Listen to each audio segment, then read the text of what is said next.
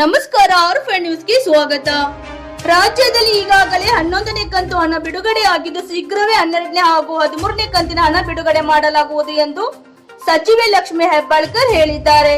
ತುಮಕೂರಿನ ನಡೆದ ಕಾರ್ಯಕ್ರಮವೊಂದರಲ್ಲಿ ಮಾತನಾಡಿದ ಅವರು, ಅನುದಾನದ ಕೊರತೆಯಿಂದ ಗೃಹಲಕ್ಷ್ಮಿ ಹಣ ಜಮಾ ಮಾಡುವುದು ವಿಳಂಬವಾಗಿದ್ದು, ಅತಿ ಶೀಘ್ರದಲ್ಲೇ ಫಲಾನುಭವಿಗಳಿಗೆ ಖಾತೆಗೆ ಹಣ ವರ್ಗಾವಣೆ ಮಾಡಲಾಗುವುದು ಎಂದು ಹೇಳಿದ್ದಾರೆ. ವರದಿಗಾರರು ವಿಠಲ್ ಭಜಂತ್ರಿ, ಆರ್ಫ್ ನ್ಯೂಸ್, ಬೆಳಗಾವಿ.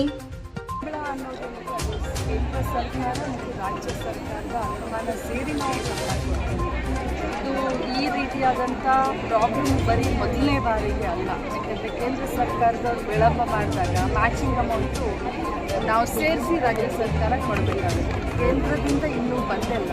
ನಾವು ಕೂಡ ಬರೆದಿದ್ದೀವಿ, 3-4 ಸಲ ಬರೆದಿದ್ದೀವಿ. ಮೊನ್ನೆ ನಮ್ಮ ಇಲಾಖೆ ಡೈರೆಕ್ಟರ್ ಕೂಡ ಡೆಲ್ಲಿಗೆ ಬಂದಿದ್ದಾರೆ.